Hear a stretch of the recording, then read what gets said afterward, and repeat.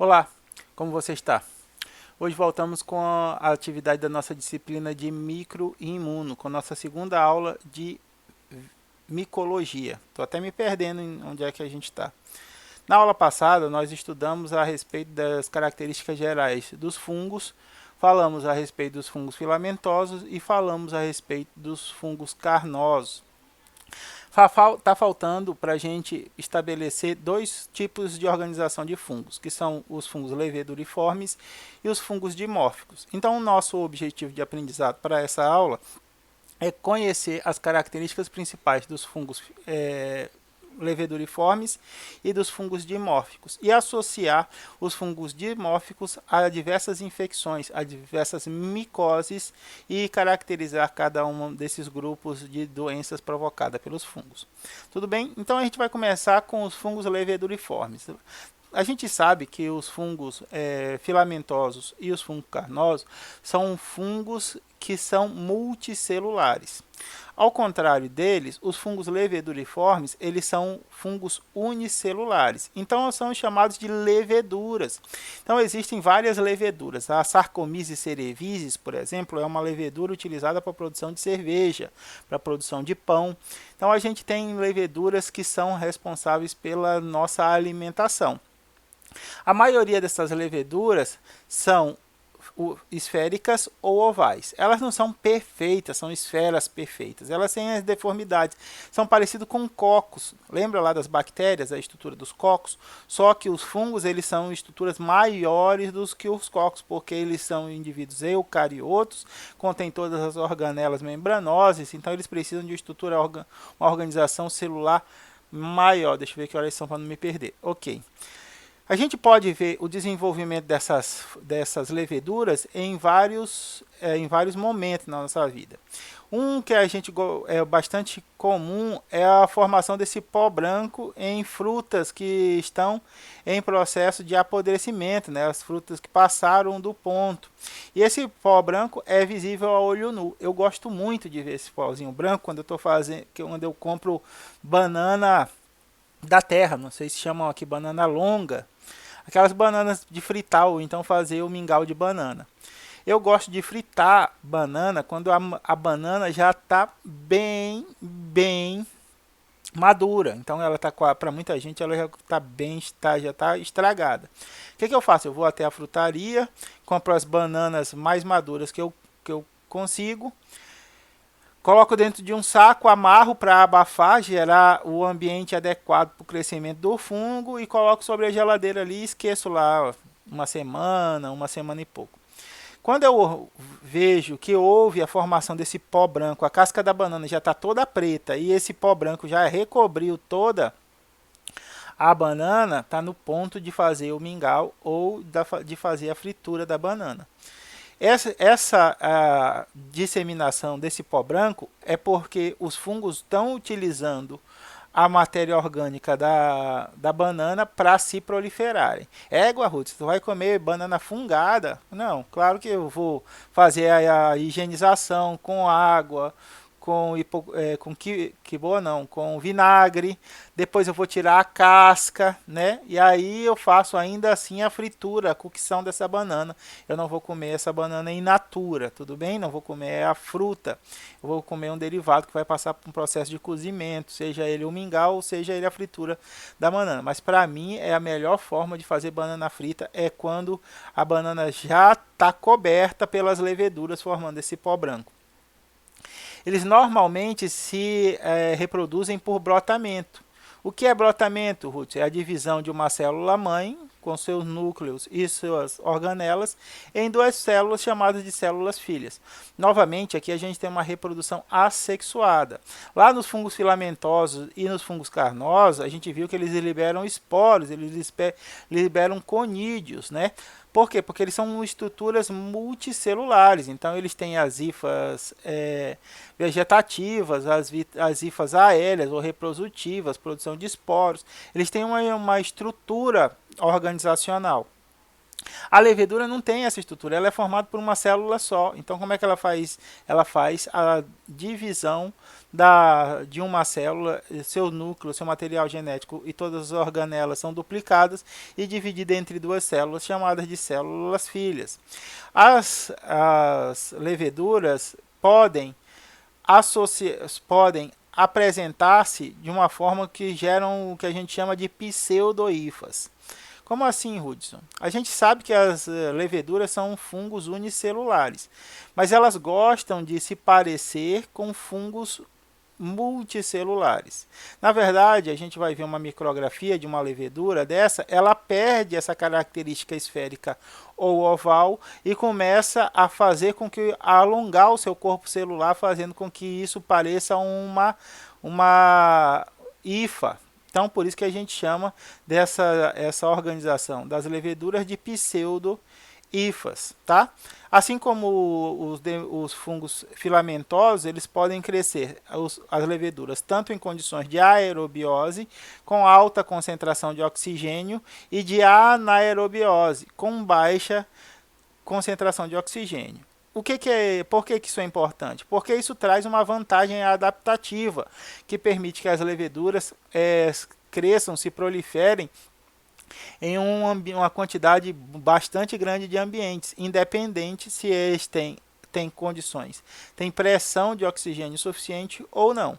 Isso faz com que elas sejam bastante adaptáveis a diferentes condições. Aqui está a micrografia que eu falei para vocês. Essa é a estrutura da levedura. Veja só aqui o brotamento, tá vendo aqui a divisão da levedura? Isso aqui é o que a gente chama de brotamento. Aqui a célula cresceu, multiplicou seu núcleo, multiplicou suas organelas e agora ela está separando esse núcleo, essa organela, em duas células, que são as células filhas. Olha essa daqui, ainda está em estágio ainda mais inicial do processo de brotamento. Então as leveduras elas se multiplicam com relativa facilidade, bem mais lentamente do que as bactérias, mas de alguma maneira ainda rápidas comparado com as células humanas. E aqui a gente tem a formação das pseudohifas. Tá vendo aqui, ó, essa estrutura alongada aqui, ó, não é uma hifa, não é um filamento, é o corpo dessa célula que cresceu e está passando por processo de brotamento. Está aqui saindo outras leveduras. Nessas circunstâncias, a gente chama essa formação de pseudo-hifas, porque aqui a gente não tem várias células. É a mesma célula que alongou o seu corpo celular e a partir dela estão brotando novas leveduras. Essas leveduras são circulares ou esféricas e unicelulares. Tudo bem? Então é uma especialização, é uma forma diferente, é uma nova adaptação dessas leveduras às diferentes condições do ambiente. E aí a gente chega aos fungos dimórficos. Os fungos dimórficos são aqueles que podem apresentar tanto a forma unicelular, leveduriforme, quanto a forma multicelular, ou chamado de filamentoso. Esses fungos eles não se tornam fungos carnosos, tá? Você não vai ver um cogumelo a partir de um fungo dimórfico.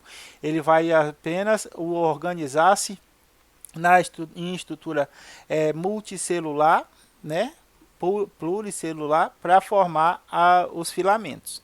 O que vai determinar se um fungo vai estar na forma filamentosa ou na forma leveduriforme? O que vai determinar é as condições do ambiente e principalmente a temperatura. Olha só, a gente tem a 25 graus o fungo leveduriforme e a 37 graus o mesmo fungo. Oh meu Deus, a 25 graus o fungo ele é filamentoso, perdão, e a 37 graus o mesmo fungo é leveduriforme, ele tem a estrutura unicelular.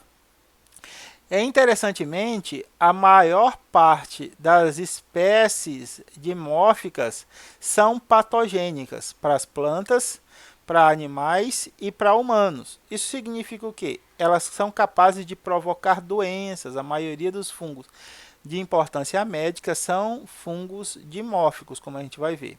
Então apresentam duas formas, o fungo, a estrutura filamentosa ou a estrutura leveduriforme. Quais são os fatores que ditam isso do ambiente? Temperatura, principalmente, e concentração de gás carbônico. Olha só a vantagem desses indivíduos, olha como eles se adaptaram. Em temperaturas ambientes, lembra que a temperatura ambiente não é a temperatura nossa do Amazonas, da região norte. A temperatura ambiente é da onde se escrevem os livros, né? Da Europa, do sul e do sudeste, que varia ali entre 20 e 24 graus, tá bom? Nossa temperatura ambiente de 30 a 30 e poucos graus, o fungo é leveduriforme. Tá? Então, quando eu estou falando de temperatura ambiente, é a temperatura ambiente do sul e do sudeste, da Europa, onde a gente tem aqui ó, 20 graus. O que acontece? Esses fungos aqui ó, são filamentosos, então eles produzem os conidióforos, eles produzem os conídeos, que dispersam os seus poros com maior facilidade. Quando eles invadem um organismo vivo, como o corpo humano, a temperatura média de nosso organismo é de quanto? Exato, 37 graus, 35, 36,5, 37,5, mas é em volta dos 37 graus. O que acontece? Esse fungo deixa de ser filamentoso e passa a ser unicelular, de vida livre. Então ele está pronto para se disseminar pelo nosso organismo mais livremente. Então aqui a gente tem o cultivo do mesmo fungo em duas condições. Tá? A gente tem o fungo a 25 graus formando aquele pozinho branco que a gente vê sobre as frutas em decomposição, não é? E a gente vê aqui a estrutura filamentosa, e a gente vê aqui o pozinho branco na estrutura filamentosa, e a 37 graus a gente vê aqui a formação dessa estrutura amorfa, que é a estrutura leveduriforme. Então aqui a gente tem uma consistência de algodão doce, né? Enquanto que aqui a gente tem a consistência de uma pasta, de uma manteiga, alguma coisa assim. Tá? Quais são os exemplos de fungos fungos dimórficos, perdão? A gente tem o Histoplasma capsulatum e a gente também pode citar como fungo dimórficos os Blastomyces dermatices. Os Blastomyces dermatices, eles causam essas lesões aqui. Essas lesões são lesões infiltrativas. Tá vendo essa partezinha branca aqui, ó? Parece afta.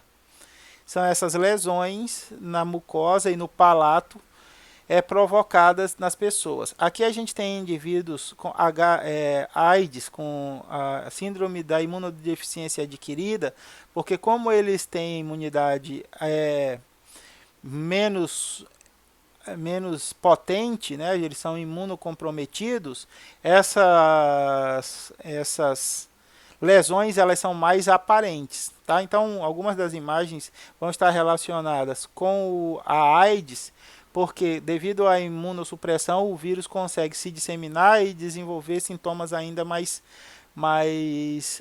intensos, o que é didaticamente mais verificável. Aqui a gente também tem ó, histoplasmose cutânea, então também um indivíduo com AIDS. Tá? Então aqui a gente tem a disseminação das lesões provocadas pelo fungo Histoplasma capsulatum. Por fim, a gente tem a lesão causada pelo Blastomyces dermatices, que é essa lesão aqui, ó, parecida com a lesão causada por um protozoário, que é o protozoário da leishmania, né, que provoca a leishmaniose. Mas esse caso aqui, a lesão é provocada por um fungo. O que acontece? Essa lesão ela não dói. Ela é esteticamente incômoda, mas ela não dói, ela não cheira, ela não tem uma série de características que faz com que as pessoas procurem o atendimento médico. Conforme as pessoas vão deixando isso acontecer, vão fazendo tratamentos caseiros, vão fazendo tratamentos inespecíficos. Ah, Ruth, você é contra tratamento caseiro? Não, não sou contra tratamento caseiro.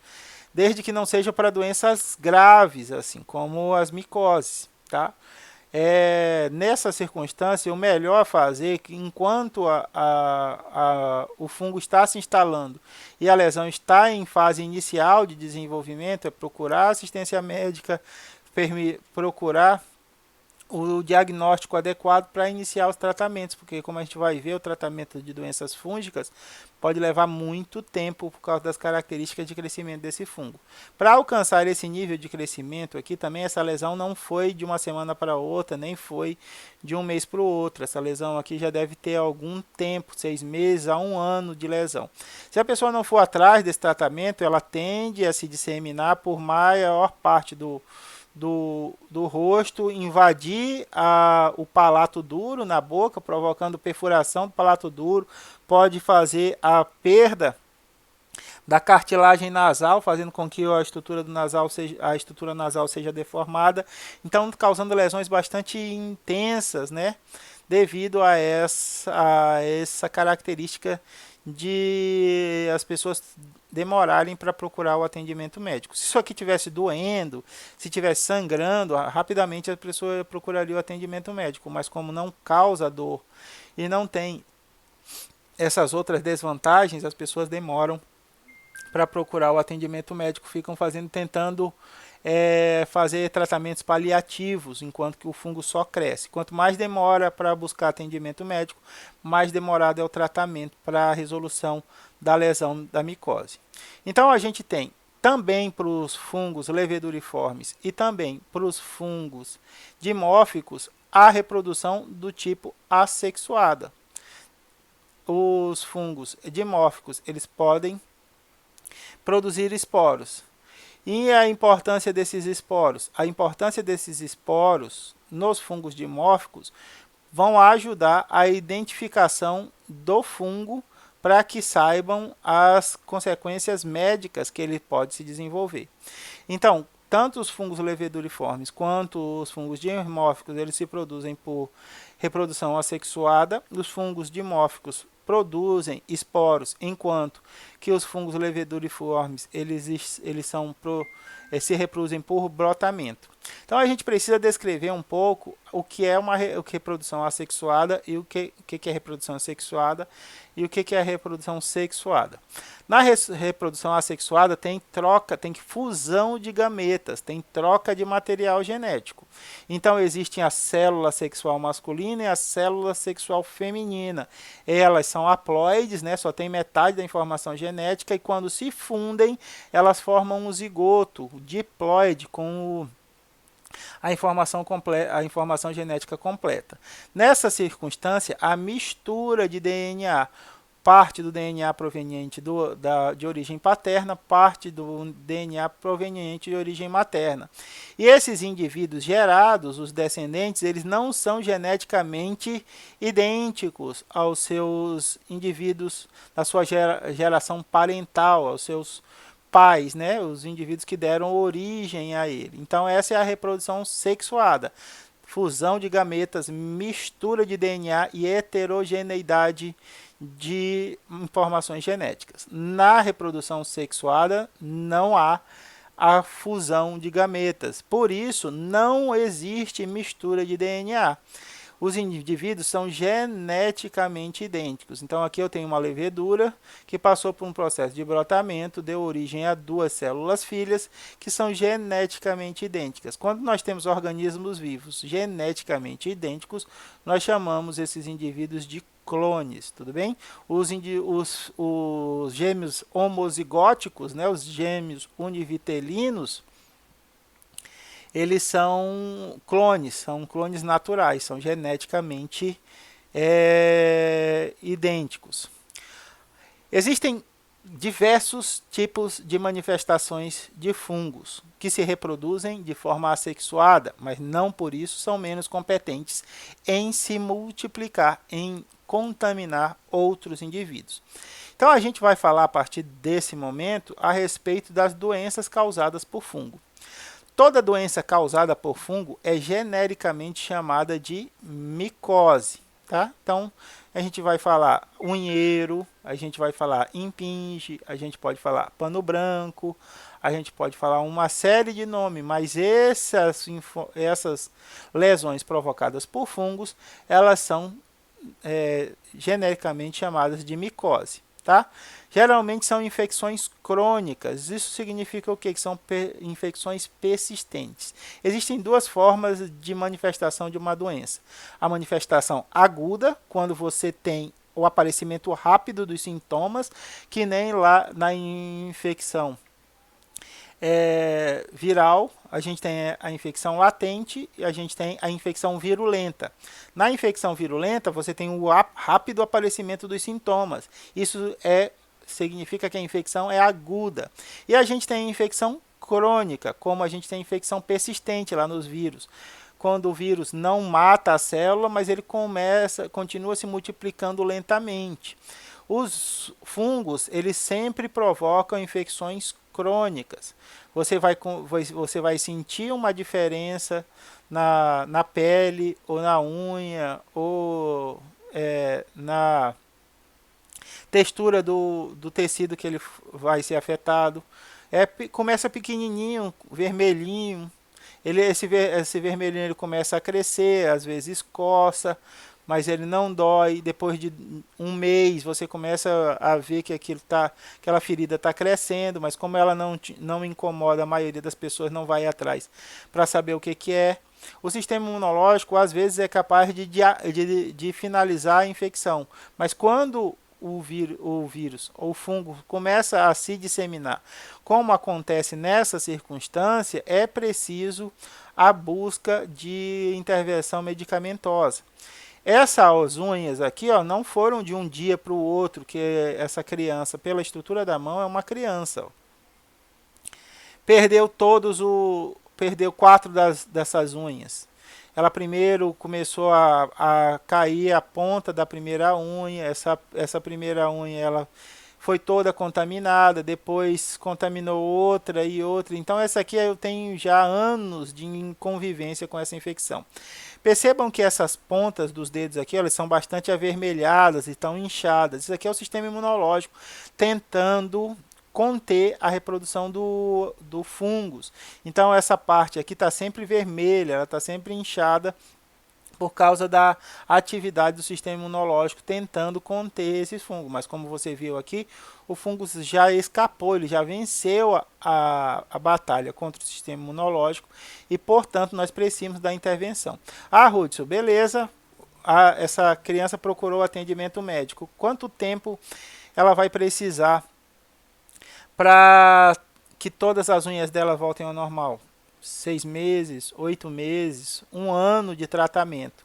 Por quê? Porque como a infecção é crônica, de duração longa, para que acontecesse esse nível de lesão, levou bastante tempo.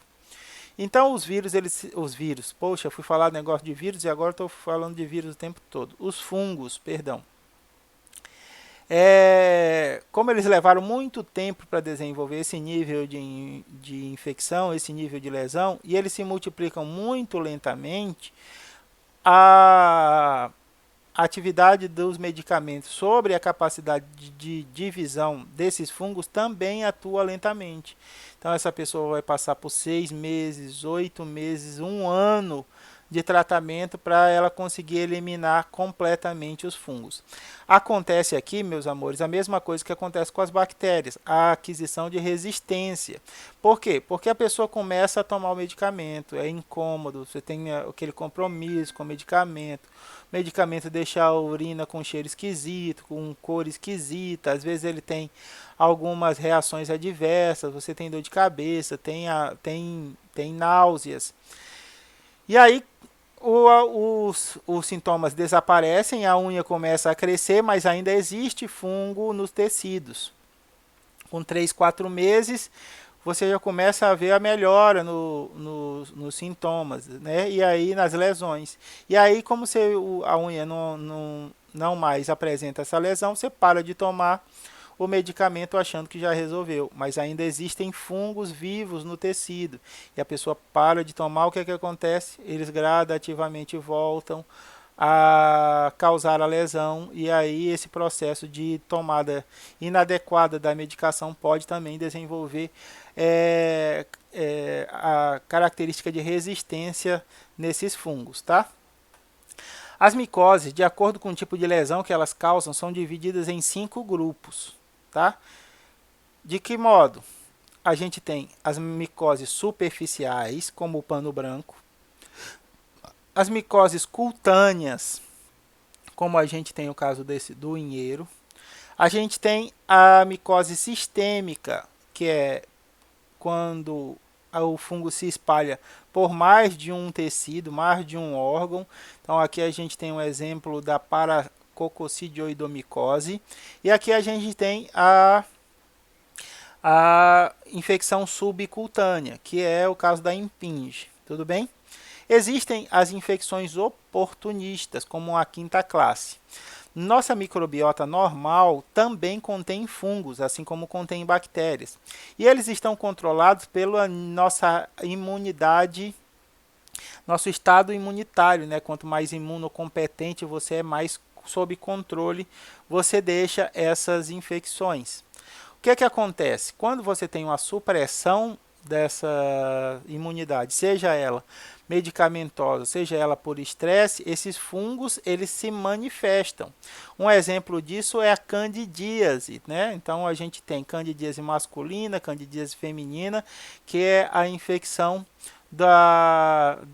das mucosas do tecido marginal da vagina nas mulheres e no pênis nos homens. Então a gente tem a cândida, ela está em contato conosco, mas ela pode se desenvolver de acordo com a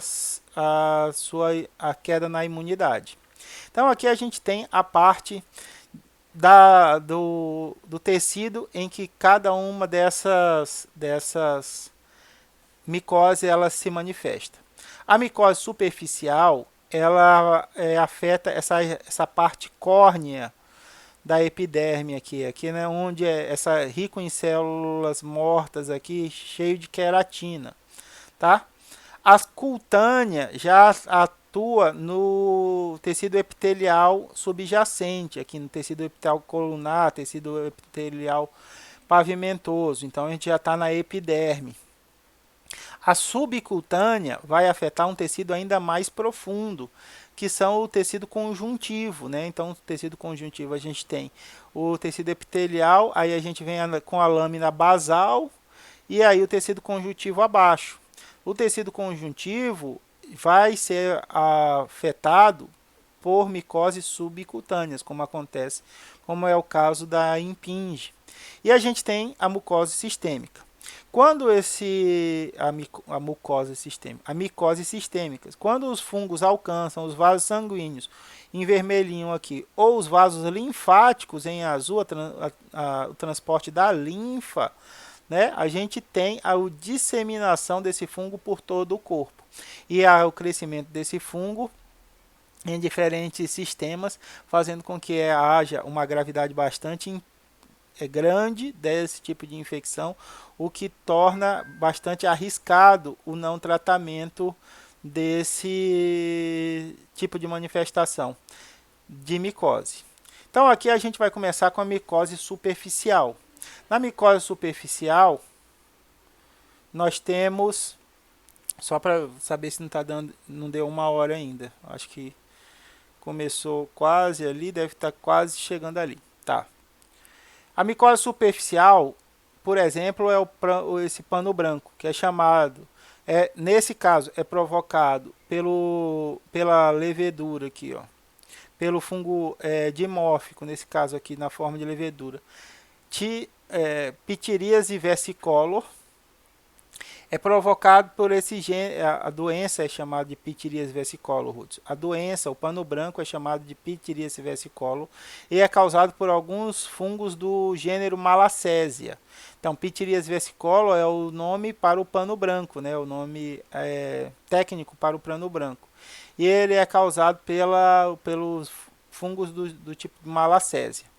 Ela causa essa mudança da pigmentação, por isso que a gente chama de pano branco, né, que é a perda dessa pigmentação da pele. Esse fungo ele está na microbiota dos humanos e pode se manifestar a partir da queda da imunidade. Então ele também, além de ser uma micose superficial, também pode ser classificado como uma micose oportunista. Onde é que ele se desenvolve? O pano branco ele se desenvolve, o fungo do gênero Malacésia, principalmente em regiões ricas em glândulas sebáceas, principalmente na região do peito, das costas e do couro cabeludo. Aqui é a região onde o fungo vai se disseminar com maior facilidade. Por quê? Porque ele vai comer o colágeno e vai comer as demais estruturas que estão sendo produzidas nessa região do corpo. Então eles colonizam o extrato córneo, que é aquela parte mais inicial lá da epiderme, e são fungos dimórficos. Então, como a gente sabe, o pano branco ele não dói, ele não fede, ele não solta líquidos. Ele é apenas esteticamente incômodo. Conforme ele vai se espalhando pelo seu corpo, aquilo vai se tornando cada vez esteticamente incômodo. Por isso, a gente vê esse nível de manifestação em uma pessoa. Escutem só, esse indivíduo aqui, ele pode transmitir esse fungo para todos os da família dele. Por exemplo, ele chega e deita no sofá. Quando ele deita no sofá, como eu deitei aqui agora, sem camisa, a pele dele vai descamando e deixando fungos no sofá. Quando ele sai e outra pessoa deita no mesmo local, ela também se contamina com o fungo. Então, é muito comum você ver a manifestação da mesma micose em vários membros da família. Tá? Quanto menor for o nível de instrução dessas pessoas, maior é o nível de contaminação. Por exemplo, pessoas que dividem roupa de banho. É muito comum, principalmente eu tenho 3 filhos adolescentes, e a gente tem muito cuidado para que cada um tenha sua própria roupa de cama, roupa de banho, mas é muito comum pegar a toalha do outro. Meu filho procurou a toalha para ir para o banheiro, não achou, pegou a primeira toalha que ele viu e foi, tomou banho. Quando ele tá se arrumando, aí a minha filha do meio grita: ei, se enxugaram com a minha toalha. Aí o que tem que fazer? Tem que pegar aquela toalha, jogar, colocar ela para lavar, pegar uma toalha limpa e dar para ela se enxugar. Trocar roupa de cama com relativa frequência, uma vez por semana, 2 vezes por semana, com uma vez por semana no máximo, 2 vezes na semana. O ideal, Ruth, mas dá muito trabalho lavar um monte de roupa de cama. Dá pra gente comprar aquelas roupas de cama mais levezinha, que bate no ciclo mais curto da máquina. Então a gente vai adaptando a nossa rotina. Aquelas coxas, aquelas coisas pesadonas assim, é bom nem utilizar nesse clima quente e úmido que nós temos, porque elas favorecem o desenvolvimento do fungo. Por quê? Porque você não vai lavar aquela coxa pesadona uma vez por semana. Ela vai ficar lá 15 dias, ela vai ficar lá 20 dias. O que acontece? A pele, esse fungo, como ele é comensal, ele está na nossa microbiota, ele vai se depositando lá e aí você vai acumulando. E aí qualquer diminuição na sua imunidade, ele pode se manifestar e gerar a infecção fúngica. Então, usar roupa comum, a gente deixa pessoas da mesma idade geralmente trocam de roupa, usam as mesmas roupas. Então essas formas de comportamento favorecem a proliferação dessas doenças. Então a ptiríase versicolor é uma doença sem importância, ela afeta apenas a parte superior do epitélio, mas ela é esteticamente desagradável. Então problemas graves podem ser causados por adolescentes, né, que estão com problema ainda de definição da sua autoestima, ainda são muito influenciados pelo que os outros acham ainda. Adultos mesmo essa infecção podem ser apelidados por essa característica, o que reprime a interação social do indivíduo. tem uma série de constrangimentos sociais que o indivíduo contendo pitiríase versicolor pode assumir. Associar essa infecção à falta de higiene, não é verdade? Às vezes o indivíduo não tem problema na higiene dele, a casa dele é limpa, as coisas dele as roupas de cama, as roupas de banho são individuais, mas ele teve uma queda no sistema imunológico. Ele pode ser transplantado, por exemplo. Quando um indivíduo é transplantado, ele precisa tomar imunossupressivos, né? Para que o sistema imunológico não rejeite o órgão que foi transplantado. Fazendo essa imunossupressão, pode ser que que o fungo se manifeste provocando essas infecções. E aí ele não pode tomar o medicamento antifúngico, porque isso pode afetar o órgão transplantado. O indivíduo é HIV positivo, desenvolveu AIDS, o sistema imunológico dele já está muito imunodeprimido, então não está relacionado com higienização. Pode haver outros fatores que estão relacionados ao aparecimento do pano branco ou da pitiríase versicolor. Então, o que a gente pensa? Quando a gente vê o indivíduo com pano branco, ele não pode entrar na piscina, não pode usar roupa de banho, cama de banho tem que ser trocado com muita frequência, e esse série de fatores eles não são levados em consideração, o que só faz com que essa infecção ela seja disseminada pela família.